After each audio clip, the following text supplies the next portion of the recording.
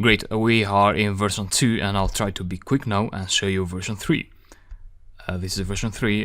The way I implemented this functionality where I want to check if there is an address column in the data frame is by adding a try and expect statement. So basically, if you can see, the difference is I get the file and then I try to read that file. Or this could also be outside of the try keyword, that wouldn't be a problem, and GC outside of the try keyword as well. However, this is still better because you may also want to check for users sending files that are not CSV. So here we're checking actually that the user is submitting a CSV file. However, that only means that the file has a .csv extension in the file name. However, that doesn't mean that the file is actually CSV. So you may have, let's say, an MP4 file and you have changed the extension to CSV, but that's still an MP4 file. So what you want to do is you want to include df inside the try and expect block. If Python is not being able to create a data frame out of an MP4 file, then it will throw an error. So that's what actually happens if you pass an MP4 file. You wouldn't be able to read it as a data frame. So yeah, you want to include that in here.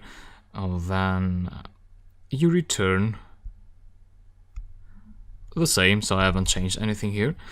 You return the same template, index.html, and you send the HTML there and the button.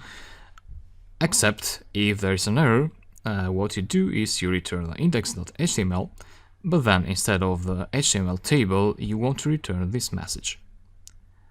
And of course, you don't want to return any download button in there. And yeah, that should do it. And that's about version 3, so those were the differences.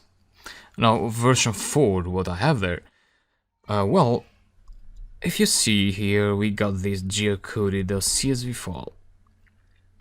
Now that's a string, and that means that a geocoded .csv file will be created for all the users that will be submitting data. Now that may cause some problems, because if two users are submitting data at the same time, you may have some name clashes there. So what you could do here is you could use a datetime module to generate unique names for every generated file.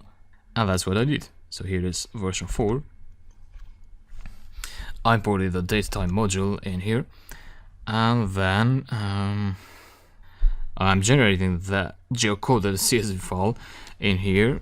So df to CSV file name, and I made this file name global in here because I also want to access it from the download function in here. So again, I want to generate that in here. I'm generating a file name, and then in the file name we have the upload string, which will point to the directory where this file will be.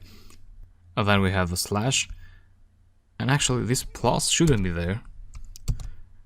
So just after the slash we have the file name, and that would be, we have year, and then we have the month, and then the day, and then the hour, and the minutes, and seconds, and milliseconds, and then the .csv extension in the file name. So yeah, this is quite unique for every user, because we have milliseconds in there. But let me show you how this looks like actually. So again, the user chooses a file, submit, and when they press submit, Python will generate that data frame, and it will also generate this CSV file. So in this line here, and you can now find that CSV file in the uploads folder. So this was generated earlier, and this is the file. That's the file that we just generated. And then when the user presses download, that file will be downloaded, but with your file name, which is this one here.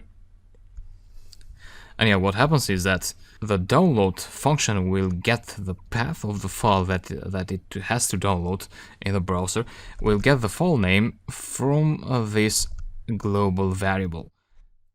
That's why I'm passing this as a global variable, so that I can access the value of it, which is generated in here.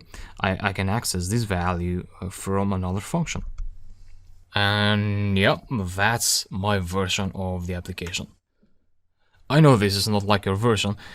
I hope you were close as much as possible, and it would be great if you did it better than me. In either case, I'm sure that trying to solve this application should have improved your problem-solving skills in Python, because that at least will position you, so will define your level, your Python level, so that you can fill the gaps that you really think are not your strongest points. And yeah, that was about this lecture, and I'll see you.